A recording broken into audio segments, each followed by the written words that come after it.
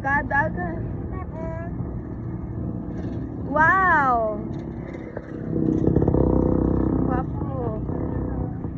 Mga barko yan.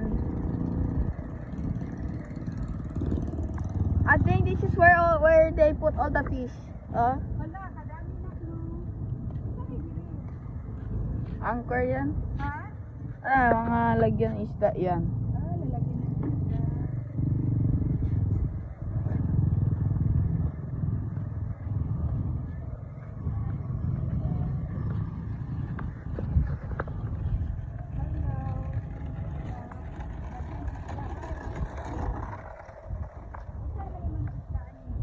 Mga ano. So nakasulod ni diri sa Peaceport, nami diri sa sulod jud mismo. Dagan sa isla dito.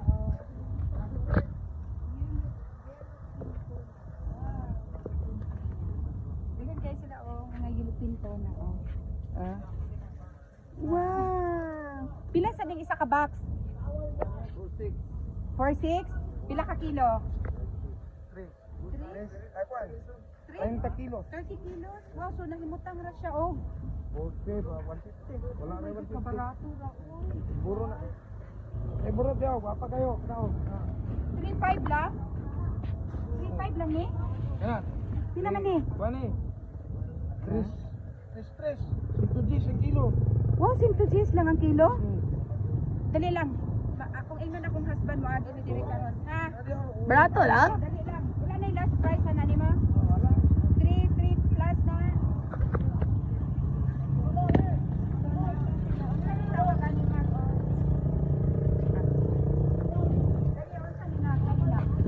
Oo, siguro canon yan. Ano na no? Gani siya. Unsa na siya? Unsa ni yung tawag ano? Light, dubalo. Ha? Or siya canon. Ha? Tagbot. Yan ang tagbot day na tagbot. Kasi purpose na kaya. Tulak sa dagkong. Ang tagbot mo na pangtulak sa dagkong barko. Okay? Okay. Thank you for watching. Bye for now. Hi mga mamis, good morning. So ngayon lang kami nakauwi na kasi kinuha namin yung tuna. Look at. Yung tuna namin is 32 kilos siya. So tuna sashimi. So ang sarap ng tuna natin, no? Kasi special tuna talaga yan. Ang export talaga yung tuna natin. So mag-enjoy talaga tayo dito sa reunion kasi malaki yung tuna natin. It's about 32 kilos. So diba? So the condiments is ready. Nakapalit namin. So enjoy na lang taan ni Ugma. See you mga parinti. So ayan, alam mo mami malaki. May ice gel yan siya mami para di masira.